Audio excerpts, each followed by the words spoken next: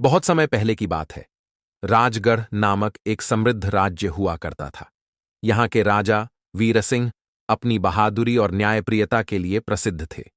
लेकिन राजमहल के ठीक पीछे एक पुराना किला था, अंधेर किला।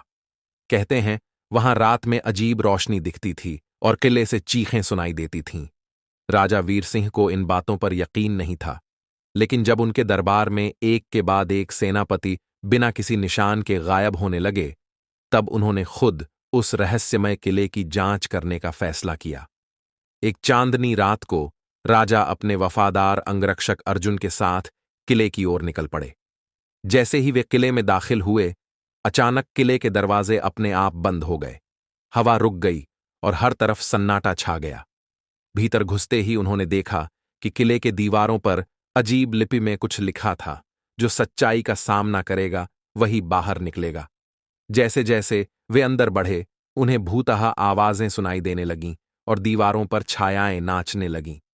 एक गुप्त तहखाने में पहुंचने पर उन्होंने देखा एक सिंहासन और उस पर बैठा था एक पुराना आदमी, आंखें बंद मगर जिंदा।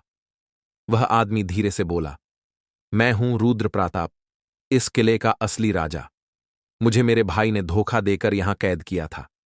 हर साल किसी वीर योद्धा की आत्मा को यह किला निगलता है ताकि मैं जीवित रह सकूं। अब तुम्हारी बारी है। राजा वीर सिंह समझ गए कि यह एक शापित आत्मा है, लेकिन वे डरने वालों में से नहीं थे। उन्होंने अपनी तलवार निकाली और उस आत्मा से मुकाबला करने के लिए तैयार हो गए। एक भीषण युद्ध हुआ। तलवारें, मंत्र और जादू का खेल चल रहा था। अंत में जब वीर सिंह ने अपने साहस और बुद्धि से रुद्र प्रताप की आत्मा को एक पवित्र मोहर में कैद किया, तब किले के सारे रहस्य खुल गए।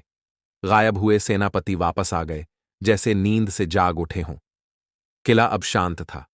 वीर सिंह ने वहां एक मंदिर बनवाया और उसे शौर्य स्मारक नाम दिया, जहां अब हर साल वीरता और सत्य की पूजा होती है।